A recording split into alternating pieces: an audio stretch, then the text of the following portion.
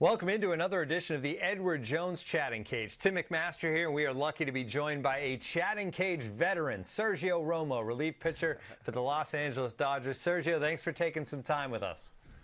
Oh, hey, Tim. How's it going? Thank you for having me. This has always been fun, so let's give it another go.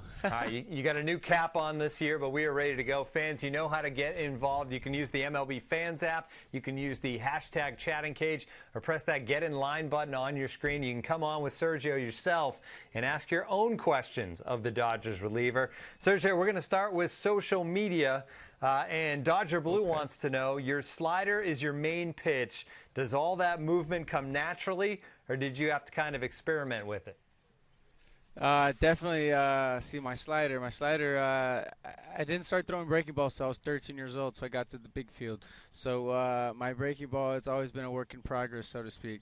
The way I would describe it now, I have to create the movement. It's a little, a couple of technical things, grip, wrist action, and stuff like that. But yeah, I definitely create the movement.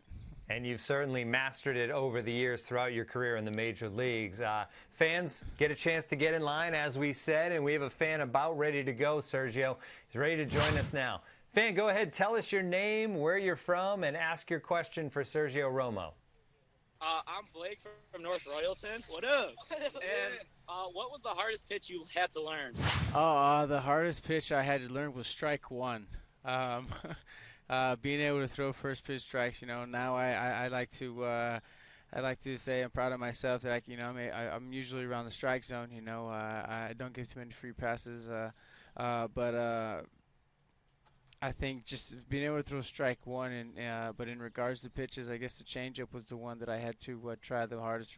It's just hard to repeat, mechanics with my arm angle. So it took me a little while to get thrown into that. Yeah, strike one tough for a lot of pitchers, and obviously out of the bullpen, you got to be throwing strikes. Back to social media we go. Goldie Snake 44 wants to know, how was it pitching for your country in the WBC? Well, I tell you what, having dual citizenship, being born in the States with Mexican parts, so to speak, being able to represent my family, that was probably the most thing that I'm proud of, the opportunity to put my family's last name forward through everything that they went, their upbringing and whatnot, in regards to like my parents and my grandparents. So everything with that, it was one experience. And for those that haven't done it, I do feel the classic is at least try to do once if you can.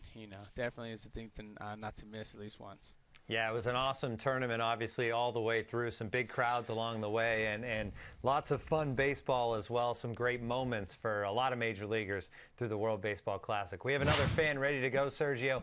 Go ahead, tell us your name, where you're from, and ask your question. Hey, I'm Tim. I'm from Cincinnati, Ohio. And my question is, what's it like being on the road all the time? Oh, hey, Tim, how's it going? What's it like being on the road all the time? For me, I mean, it's fun, you know what I'm saying? I know I go to each their own, Some people, they, don't mind living out of a suitcase like myself, Some people, prefer, being at home a little bit more, so to speak. But for me, I like being on the road. I get to bring my Xbox and get to play Xbox and hang out in each hotel. I get to watch movies and stuff. I mean, it's all right there, room service, all the good stuff. But being able to travel, see all the different cities, being able to play in the different stadiums, it's definitely a blessing. So for me, I definitely enjoy being on the road. Great stuff. This is the Edward Jones Chatting Cage, your chance to get in line, ask questions of your favorite ball players, and Sergio Romo is that guy today. And we have another fan getting ready to go, getting in line, Sergio, as we speak, and we'll get to him in a second. First, back to social we go, and on the social media, Romo's my homeboy wants to know, who was your biggest baseball influence when you were growing up? Oh, wow. Hey homeboy. My biggest baseball influence was my father. He to this day, I do feel that my dad is the best baseball player I've ever seen play that never played professional baseball. His instincts, his skills, his knowledge of the little things of the game are, I feel, why I've been able to a big part of why I feel I've been able to succeed in the game today. throughout my career, have a little bit more success than not. But I do credit my dad as being the biggest influence of baseball, of anything baseball in my life. I'm very thankful for his teachings, and that's what's up. Excellent. Hey, Halos fan 27, Sergio, wants to know, what's the funniest prank you've ever witnessed in a dugout? Oh, wow. Hey, let's see, the funniest prank I've ever witnessed in the dugout. I've seen the hot foot, someone with, I've seen it with piece of tape, without a piece of tape. I've seen pants go up in flames. I've seen shoes and shoelaces go up in flames.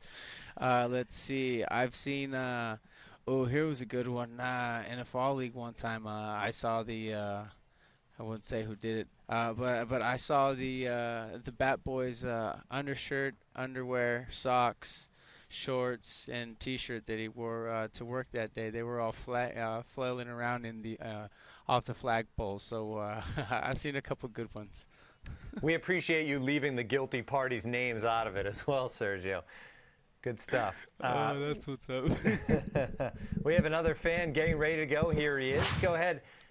Tell us where you're from, what your name is, and ask your question for Sergio. Hi, my name is Mauricio Palmer, and I'm from Arnold, Maryland. My question for you, Sergio, Hey, Mauricio. My question for you, Sergio, is how does it feel going from the Giants to their arch rival, the Dodgers? Oh, wow. And the question arises. For me, it's fun. It's rather ironic to a certain point. I grew up a Dodgers fan. Rooting for the guys in blue and coming to Dodgers games and whatnot as a kid. So I grew up a Dodgers fan and get drafted and have the blessings and successes that I was able to be a part of in San Francisco. To see the rivalry from a different point of view, to me, it just in my opinion, it allows me to understand the rivalry just a little bit more, or at least to be able to say in a different way slightly. But for me, it's fun. The little kid inside of me is overly excited. Overly ecstatic to be able to give this. To live this opportunity, but to also to share it and be able to give it to my family and my kids. So for me, it's it's pretty fun, no doubt. You knew that question was going to come up at some point during this chatting cage. And kind of on the same ground, Sergio, on social media, Carlos V has this question. Scenario, bottom 9, Giants versus Dodgers, 2 outs, full count. You're pitching to Buster Posey. What's going through your mind? Are we winning or losing? No, I'm just kidding. Either way, every time I'm on the mound, I feel like I'm in it to win it. You know what I'm saying? So I never hold back. It's my best pitch. I always feel like I'm trying to put my best foot forward, throwing my best pitches. In my head, what's going on in my head in that situation? Well, it would probably be more like just a go figure type of thought. Go figure. Here we are, and this is happening. But for me, with all due respect to all hitters, I'm saying I'm going to try to get you out. You know what I'm saying? So never back down. Yeah, you used to be my teammate, used to be the guy I threw to, but right now I need to get you out, I'm sure. And, hey, maybe that'll come up. You guys are going to play each other a lot of times this season. We have another fan ready to go, Sergio. Go ahead, tell us your name, where you're from, and ask your question for Sergio. Hello, my name is Giuseppe. I live in Yucaipa, California. And I want to make it to the major leagues one day. I play pitcher, catcher, and shortstop. And I was wondering if you had any advice for me. Hey, Giuseppe, those are some amazing dreams and aspirations to have. Definitely possible and definitely capable to attain all that. But there's a lot of self-belief, a lot of self-respect to know who you are and your strengths and weaknesses and what makes you unique and what makes you competitive in the game of baseball. If baseball is what you're passionate for, the word no doesn't exist. At least it didn't for me.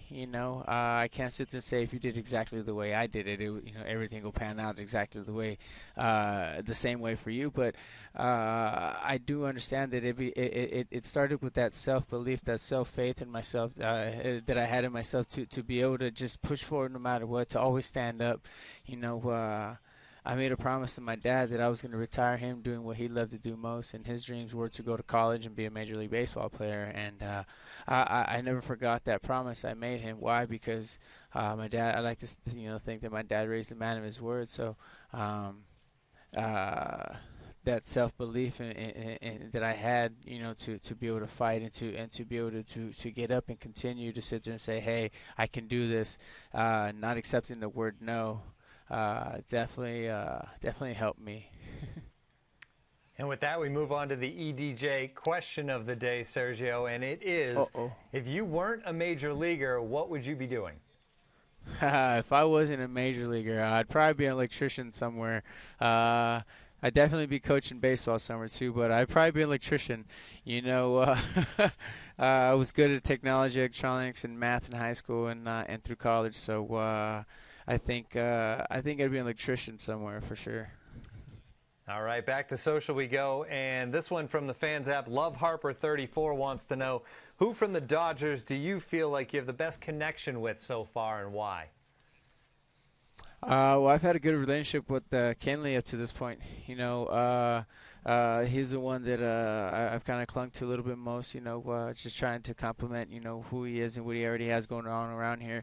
Adrian's another guy who I've known before, and, he was already a good friend of mine before. So I'm either next to Adrian or I'm next to Kenley at this point, but as a general question, there's everybody here has been out unbelievably good to me up to this point. And the relationship that I have with everybody, it's just building and it's getting better each day.